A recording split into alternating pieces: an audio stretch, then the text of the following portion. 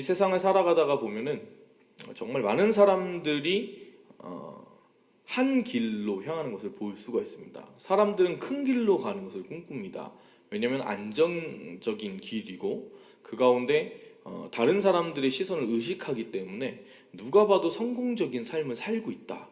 그 이야기를 듣는 걸 참 좋아하거든요. 그래서 이 작년도에 그런 부분에 있어서 사각이 존재한다라는 어떤 그런 작년 재작년도에 그런 식의 책들이 유행을 많이 했던 것 같습니다. 그래서 우리 특히 어떤 부분에서 그런 책들이 유행했냐면 성공이라고 하는 부분에서 많은 사람들은 좋은 학교를 나와서 좋은 대학을 가서 좋은 직장에 취업을 해가지고 좋게 이렇게 살면은 부자가 될 수 있을 거다.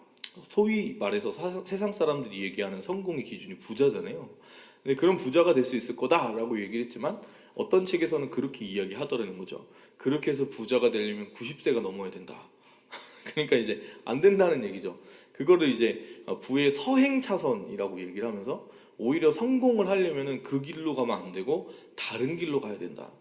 왜 사람들이 성공하기 위해서 그쪽 길을 따라가냐? 그거는 이제 위쪽에 있는 지도자들이 사회를 잘 이렇게 다스리려고 그렇게 가야지 내가 성공할 수 있다라는 믿음을 가지게 만든 거다라는 게 그 책들의 내용의 거의 주된 내용들입니다.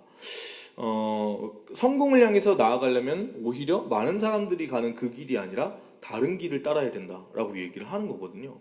근데 우리 믿음을 가진 부분에서도 좀 약간 비슷하게 생각을 할 수 있을 것 같습니다.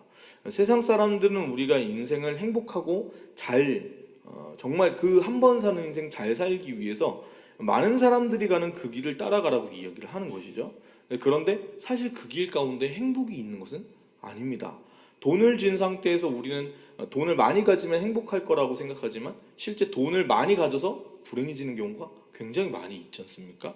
우리가 인맥이 있으면은 우리 삶에 있어서 행복을 가질 수 있을 거라고 생각하지만 인생의 결정적인 순간에 아무도 자신을 도와주지 못하는 그 상황 속에 외로움 가운데 죽어가는 사람들이 있다는 걸 우린 계속해서 보게 되는 겁니다. 그러니까 우리의 삶의 그 성공의 기준이 여러 가지지만 우리의 삶을 정말로 잘 살아보기 위해서는 세상이 이야기하는 그 큰 길, 넓은 길과 넓은 문 가운데 행하는 것이 우리의 삶의 답이 아닐 수 있다는 것이죠. 그리스도인은 제가 지금 말씀드린 그것을 명확하게 아는 사람입니다. 예수님께서는 어디로 가라고 하시냐면 좁은 길과 좁은 문으로 향하라고 하시거든요. 이 예언 11장에 있어서 나오는 이 예언은 굉장히 구체적인 이야기들입니다. 오늘의 본문을 읽으면 오히려 더 혼란스러울 수가 있습니다. 무슨 얘기를 하는지 알 수가 없거든요. 그래서 사실 조금은 이렇게 설교자들이 이게 이런 의미입니다라고 풀이해 주는 게 굉장히 중요한 것 같습니다. 20절을 우리가 한번 읽어보기 원합니다. 20절 말씀입니다. 그 자리를 이어 왕이 된 사람은 영광스러운 나라에 욕심사납게 세금을 부과할 것이다.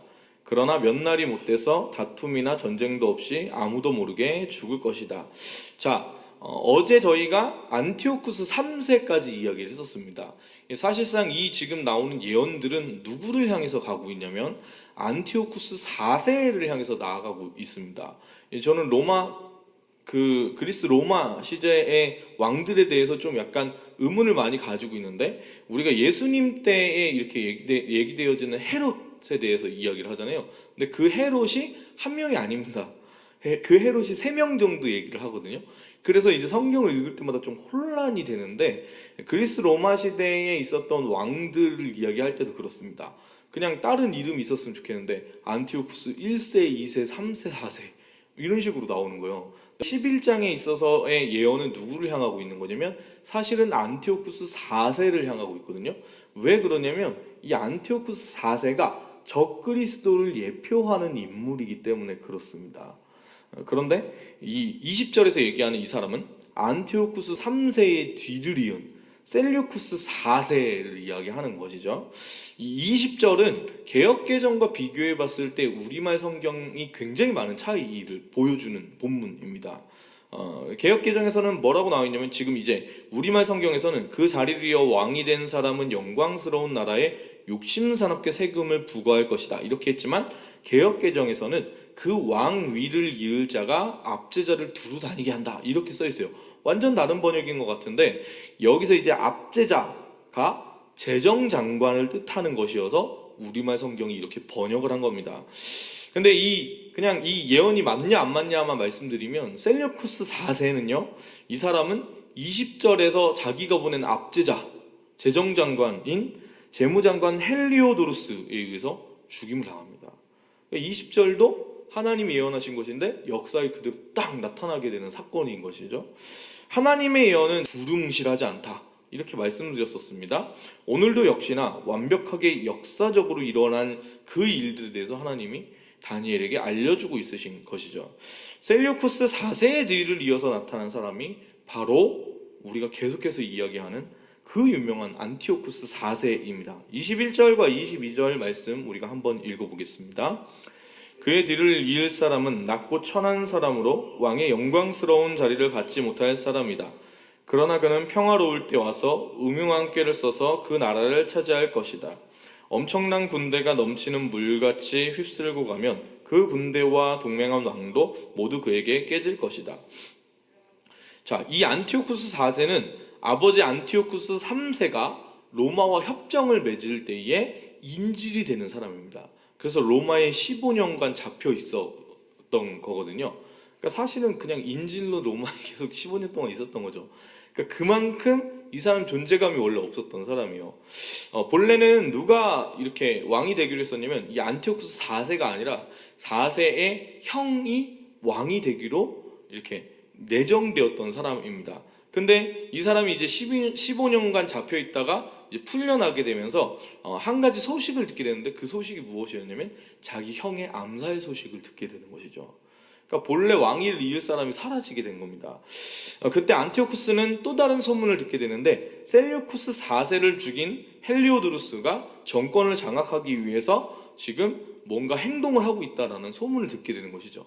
그래서 이 안티오쿠스가 그 혼란스러운 틈을 타서 자신의 어린 조카를 왕으로 세우는 겁니다. 그러니까 자신의 어린 조카를 왕으로 세우고 이 사람이 이제 그 왕으로 세운 이 자기 조카를 보는데 나이가 어리니까 나라를 잘 통치할 수 있을 것처럼 보이지가 않으니까 어떻게 하냐면 섭정을 합니다. 섭정을. 근데 그 섭정을 한 목적이 어디 있냐면 결국 자기가 왕이 되려고. 그래서 5년 동안 섭정을 한 다음에 나라를 빼앗거든요. 그러니까 이 오늘 말씀에서 하는 말이 딱 맞는 거예요. 본래 왕위에 오를 수 없었던 사람이 온갖 강교로 나라를 얻은 것이죠. 이 사람은 스스로를 신적 존재인 에피파네스라고 불렀다고 이 새벽 예배 때 제가 몇 번 말씀드렸죠.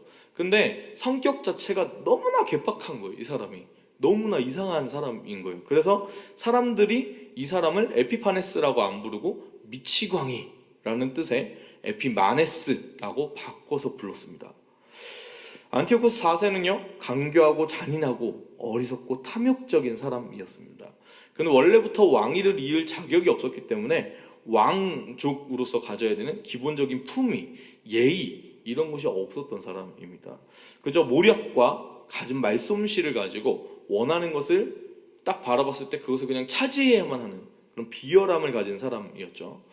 오늘 본문에 여러 가지 이렇게 예언들이 많이 써 있는데 그 중에 애굽 원정에 대한 이야기들을 좀 나누고자 합니다. 안티오쿠스 4세가 2번 애굽을 이렇게 원정을 떠나거든요. 애굽을 차지하기 위해서. 그는 첫 번째 원정 이후에 어떤 일을 벌이냐면 예루살렘을 들려서 성전을 약탈합니다. 이게 28절의 내용입니다. 제가 읽어드릴게요. 북쪽 왕이 많은 재물을 가지고 자기 나라로 돌아갈 것이다. 그러나 그의 마음은 거룩한 약속을 어기며 마음대로 하고서 자기 나라로 돌아갈 것이다. 이렇게 써 있거든요. 이 첫 번째 이 원정 가운데 이 사람은 나름의 소득을 얻습니다. 그 남방의 그 애굽의 왕도 세력이 굉장히 컸거든요. 그래서 전쟁을 이렇게 일으키는데 같이 전쟁을 하는 그 부분에 있어서 그래도 안티오쿠스 4세가 굉장히 좋은 소득을 얻는 겁니다. 그래서 본문을 보면은 두 왕이 이렇게 식탁에서 평화협정을 맺으려고 이렇게 만나는 장면에 대해서 나와요. 근데 그 협정이 제대로 이루어지지 않는 겁니다. 근데 이 협정이 제대로 이루어지지 않은 상태에서 그 안티오쿠스 4세가 자기 나라로 돌아가는 그 도중에 협정이 제대로 이루어지지 않았어도 이 사람 소기의 목적을 달성하고 돌아가게 되고 그 가운데에 예루살렘을 들려서 성전에 있는 것들을 약탈해서 가게 되는 겁니다. 28절이 그걸 이야기하는 거죠. 아주 정확한 예언입니다. 근데 이제 첫 번째 원정은 뭐 그래도 애굽을 완전히 차지하지는 못했지만 나름의 소득이 있었는데, 문제는 언제 발생되냐면 이 사람의 두 번째 원정 가운데에 애굽을 향하는 그 길에 발생하는 것이죠. 29절과 30절입니다. 한번 읽어볼게요. 정해진 시간이 되면 그는 다시 남쪽으로 갈 것이다. 그러나 이번에는 전과 다를 것이다. 기띔의 배들이 와서 그를 치므로 그가 두려워하며 철수할 것이다. 그는 돌아가는 길에 거룩한 약속을 한 사람들에게 분풀이를 할 것이다. 돌아가서는 거꾸로 거룩한 약속을 저버린 사람들을 높일 것이다. 자, 29절에 정해진 시간, 이 작정된 시간이라고 개역개정에서 번역했었는데, 이 표현 자체가 무엇을 뜻하는 거냐면 안티오쿠스 4세의 시간이 정해져 있다라는 것을 알게 해주는 표현인 겁니다.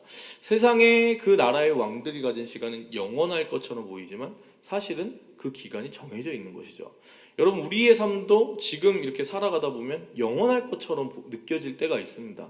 근데 우리의 삶의 시간도 한계가 되어 있는 것이죠. 제가 10대 때에는 절대로 30대, 40대의 시간은 오지 않을 거라고 믿었습니다. 왜냐하면 너무 멀었기 때문입니다. 저는 20대로 다시 돌아가라고 한다면, 뭐 많은 분들이 그렇잖아요. 젊은 때로 돌아갈 수 있으면 정말 너무 좋겠다. 저는 절대 돌아가고 싶지 않습니다. 20대 때 전 너무 힘들었거든요. 김경호 목사님과 대화를 나누는데 목사님도 비슷하게 얘기하시는 것 같더라고요. 너무 힘들었다고. 저도 너무 힘들었는데 뭐랄까, 지금 그 20대 때에는 제가 이 나이에 다다를 거라고 생각하지 않았거든요. 저는 나이가 많이 먹는 게 꿈이었는데 지금 점점 나이가 먹어가고 있죠. 지금 나이가 드니까 몸도 마음도 이전이랑 같지 않다는 걸 많이 느낍니다. 근데 확실한 건 뭐냐면, 그래서 점점 알게 되는 거예요. 아, 내게 허락된 시간이 정말 귀하구나. 시간이라는 게 점점, 그 20대 때에는 좀 천천히 가는 시간이 있었거든요. 지금 와서 보니까 진짜 1년 1년이 빛의 속도로 갑니다. 저희가 이제 개척을 하고 나서 올해 개척을 하고서 2월 2일 날 이제 예배를 드렸는데, 지금 이제 1년이 아직 안 된 거잖아요. 재미난 건 뭐냐면 한 몇 년 지난 것 같아요. 그리고 그 몇 년 지난 것처럼 굉장히 오래 있었던 것처럼 느껴지지만, 제가 인천 살다가 서울로 이렇게 이사를 왔는데 몇 년 지낸 것처럼 느껴져요. 근데 재미난 건 뭐냐면 그 몇 년 지낸 것처럼 느껴지는 그 순간이 잘 생각해보면 눈 깜빡하니까 그냥 1년 지난 것 같은, 그러니까 굉장히 오래 걸리는데 굉장히 빠르게 지나가는 느낌이거든요. 여러분, 사람의 시간이 한정되어 있습니다. 그 시간이 끝이 있다는 걸 아는 사람은 하나님을 바라보게 되는 것이죠. 안티오쿠스 4세의 두 번째 원정은 애굽이 로마를 동맹으로 끌어들이면서 후퇴하는 것으로 끝이 납니다. 기띔의 배들이라고 얘기하는데 이게 로마의 군대를 뜻하는 것이죠. 그가 결국에 아무런 소득 없이 후퇴하는 그 길 가운데 이 유다 백성에게 분노를 쏟아내는 것입니다. 안티오쿠스 4세는 주전 167년에 예루살렘을 정복합니다.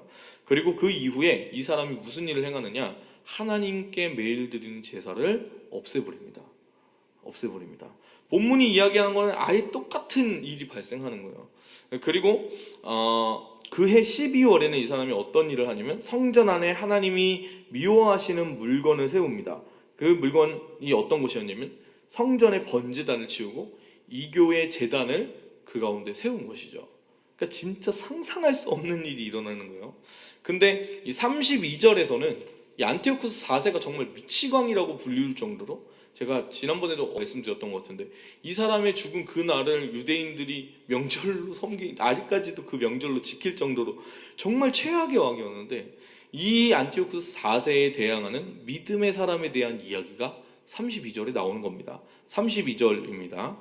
그는 약속을 어기고 악하게 행동하는 사람들을 깨어내며 더럽히겠지만 하나님을 아는 백성들은 굳게 서고 용감하게 행동할 것이다. 여러분, 안티오쿠스 4세가 온갖 가문이설로 유대인들을 배교하게 만든 다음에 그 사람들을 자신의 앞잡이로 이용했었습니다. 근데 이 상황이, 안티오쿠스 4세가 절대적인 권력을 휘두르고 있는 이 상황이 여러분 어떻게 생각되세요? 여러분이 그 시대 가운데 있는 사람이었다면 이 안티오쿠스 4세가 이야기하는 바에 그 말을 따라가는 것이 출세하는 길이잖아요. 그 길이 큰 길이잖아요. 생명의 위협이 있는 상황 가운데에 내가 하나님을 붙잡고 하나님을 따르겠노라고 말하는 그 좁은 길로 가면, 그 좁은 문으로 가면 목숨을 잃게 되는데, 여러분 그 가운데에 어떻게 내가 하나님을 따르겠다라고 말을 할 수가 있겠습니까? 오히려 큰 길 가운데 나아가는 게 쉽죠. 여러분 우리는 지금 세상을 바라보면은 목숨의 위협 때문이 아니라 우리 일신의 성공을 위해서도 큰 길 가운데 서고 싶어 하는 겁니다. 그렇잖아요. 큰 길, 큰 문으로 가고 싶어 하는 거예요. 근데 이 당시에 큰 길과 큰 문은 생명을 보장하는 길이었단 말이죠. 좁은 길로 가고 좁은 문으로 가면 어떻게 되는 거면 죽는 거였잖아요. 근데 그 상황 속에서도 여러분 믿음을 지킨 하나님의 사람들, 그 어려운 상황 속에 신앙의 절개를 지키고 하나님을 끝까지 붙잡았던 하나님의 사람들이 있었다는 것입니다. 여러분 이 하나님의 사람의 그 이야기가 우리의 이야기가 되어야 하는 줄 믿습니다. 여러분 이 시대 가운데 우리는 더 이상 하나님을 믿는 것 가운데에 생명의 위협을 받지는 않습니다. 이 코로나 바이러스 가운데 교회의 이미지가 어느 때보다 많이 좀 떨어졌다라는 느낌을 많이 받을 수는 있지만 그럼에도 불구하고 우리가 교회를 나오는 부분, 그리고 하나님을 믿는다라는 그 신앙을 지키는 부분에서 생명의 위협을 받지는 않죠. 자유 가운데 우리가 행할 수 있는 일입니다. 근데 그럼에도 불구하고 이 당시 시대와 비슷한 압력이 우리에겐 항상 있는 겁니다. 세상은 하나님을 바라보지 말라고 이야기하거든요. 근데 그것이 오히려 지금 시대에 우리가 느끼는 것으로는 더 센 압력일 수 있는 거예요. 차라리 목숨의 위협이 있는 상황 가운데서라면 신앙을 붙잡는 것이 더 쉬울 수가 있는 겁니다. 그래서 어느 책에서 보면 그런 이야기가 나와요. 사단이 그 악마가 악마와 대화를 하는 장면이 이렇게 나오는데, 스프루테이크의 편지인가? 제가 그 악마 이름이 자꾸 헛갈려가지고, 아무튼 그게 되게 명저거든요. 근데 이렇게 그 편지에서 악마가 악마와 대화를 하는데 뭐라고 얘기하냐면 그렇게 얘기합니다. 크리스천들이 믿음을 잃게 하려면 어떻게 해야 됩니까? 부요와 평안을 줘라. 잘 먹고 잘 살게 해라. 그럼 하나님을 떠난다. 이렇게 얘기합니다. 이게 우리 생각이랑 다른 거죠. 하나님께서 주시는 복을 받고 우리가 잘 먹고 잘 살게 되면 믿음이, 신앙이 굳건해질 것 같은데 그렇지가 않은 거예요. 그럼 하나님 떠날 수가 있는 겁니다. 물어봐요. 그러면 그들의 신앙이 더 굳세고 더 이렇게 하나님을 잘 믿게 하려면 어떻게 해야 됩니까? 고난을 줘라. 고난을 줘라. 그러면 그 상황 가운데 하나님을 굳게 붙잡게 된다. 그렇게 이야기를 하는 겁니다. 여러분, 그래서 이 시대 가운데에 생명의 위협은 없지만 우리가 하나님을 믿는 것이 정말로 더 어려운 일일 수 있습니다. 왜냐? 정말 큰 길로 가는 게 좋아 보이거든요. 큰 문으로 가는 게 더 좋아 보이거든요. 여러분, 근데 하나님을 이방의 포로로 끌려가서도 놓치지 않았던 다니엘처럼, 안티오쿠스 4세의 박해에도 불구하고 하나님과 동행함을 놓치지 않았던 믿음의 사람들처럼 이 시대 가운데 우리가 굳게 서고 용감하게 행동해야 하는 것입니다. 어떻게 그렇게 할 수가 있을까요? 오늘 본문이 힌트를 주는데요. 바로 하나님을 알 때 그렇게 되는 것입니다. 하나님을 알 때. 그래서 32절에서 사람들을 깨어내어 더럽히겠지만 하나님을 아는 백성들은 이라고 이야기를 하는 겁니다. 여러분, 교회를 나올 때 꼭 기억해야 합니다. 하나님에 대해 아는 사람들이 있습니다. 교회에 나오는 대부분의 성도들은 하나님에 대해서 듣고 나가는 것이죠. 근데 그 하나님에 대해 아는 지식도 중요한 것입니다. 하나님에 대해 아는 지식을 듣고 나가서 우리가 삶을 살아갈 때, 여러분들 오늘 하루 살아갈 때 어떤 경험을 해야 되냐? 내가 아는 그 하나님에 대해 아는 지식이 하나님을 아는 지식으로 변하게 해야 되는 것이죠. 하나님에 대해 내가 들었던 것들을 내 삶 가운데 직접 체험하는 것으로 하나님을 알게 되는 지식 가운데 나아가야 되는 것입니다.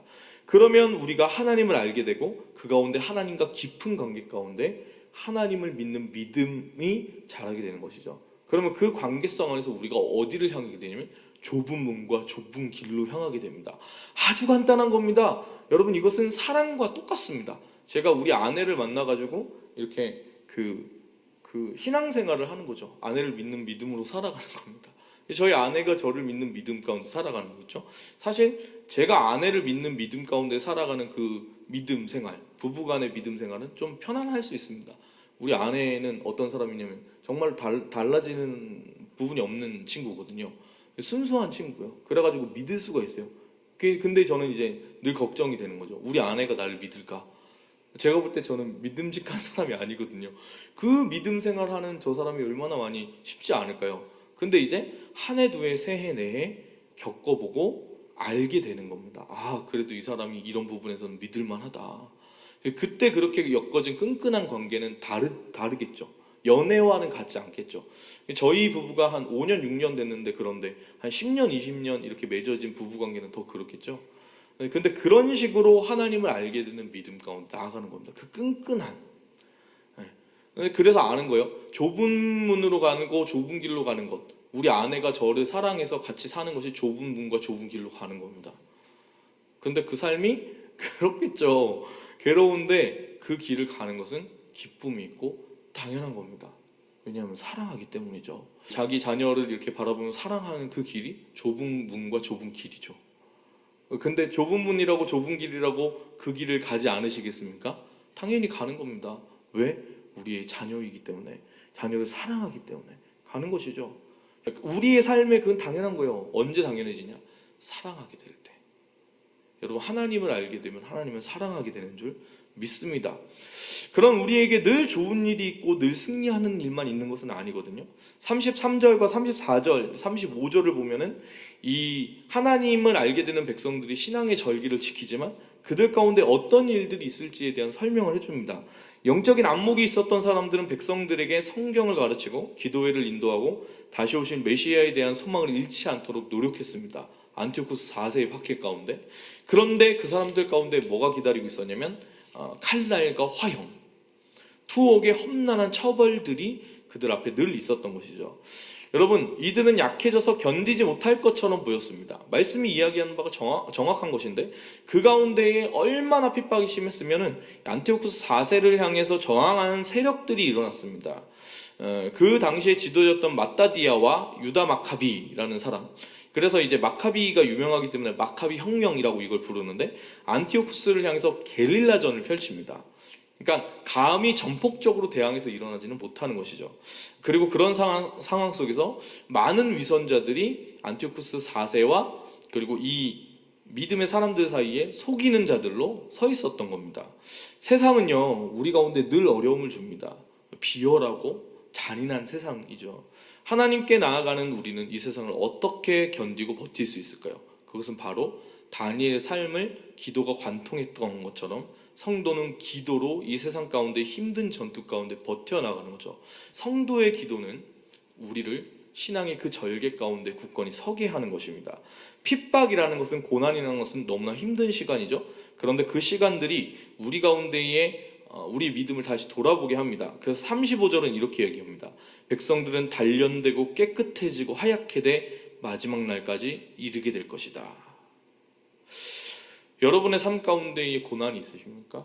이 코로나 바이러스 가운데 그 어두운 상황은 우리 가운데 힘들고 어려움을 줍니다. 하지만 이 시간 가운데 기억하십시오.